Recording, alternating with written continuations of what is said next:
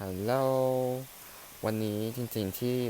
ตั้งใจว่าจะลองทำวิดีโออันบ็อกของพาราดูนะครับเพราะว่าใน YouTube เนี่ยหา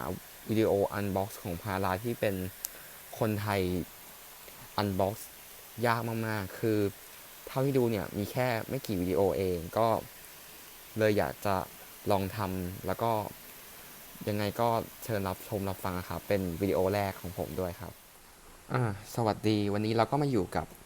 นาฬิกาแบรนด์ Officine Panara นะครับอันนี้ก็จะเป็นกล่องคือจริงๆนี้ก็คือเป็นกล่องกระดาษออริจินัลแต่ว่าไม่ใช่กล่องของนาฬิกาจริงๆเพราะกล่องจริงๆจะอยู่ข้างในเดี๋ยวเรามาดูกันเลยอันนี้ก็คือเป็นคู่มือที่เขาแถมให้ไม่ใช่สิเป็นแคตตาล็อกแถมให้พิเศษถึงจะเป็นภาษาจีนก็เถอะนะแต่ว่าวางไว้ก่อนนะเรามาดูของกันเลยดีกว่าจ้ามาแล้วจะบอกว่าแกะลองใช้ไปแล้วรอบหนึ่งเราก็มาลองมาอันบ็อกซ์อีกรอบหนึ่งนะชื่อก็เจอกล่องเยอะแยะมามีผ้าให้ด้วย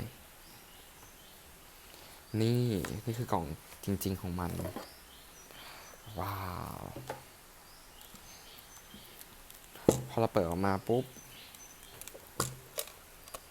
ก็เจอแบรนด์เขียนว่า Officine Panara แล้วก็มีผ้าด้วยเป็นเขียนว่า Officine Panara เหมือนกันเปิดออกมาจริงๆแล้วสายเนี้ยต้องอยู่กับเรือนแต่ว่าเปลี่ยนอันนี้ก่อนเพราะว่าเก็บสายแท้ไว้เราใส่ซิลิโคนก่อนเอาไว้ใส่เล่นๆก็จะมีเคสกันกระแทกที่แถมมาให้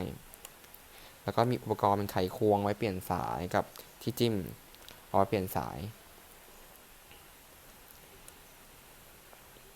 พอยกออกมาปุ๊บเราก็เจอกับนี่ก็จะเป็นเขาเรียกว่าเป็นใบวารันตี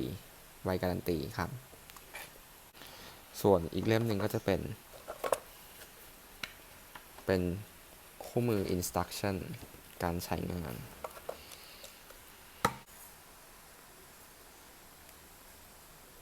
นี่ก็เป็นนาฬิกา Panerai นะครับรุ่นแพม1351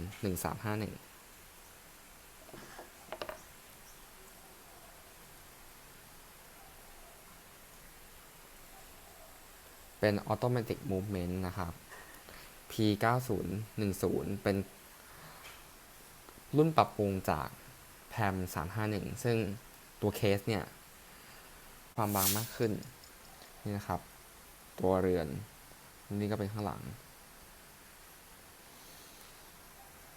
ตัวเรือนเนี่ยความพิเศษของรุ่นนี้ก็คือ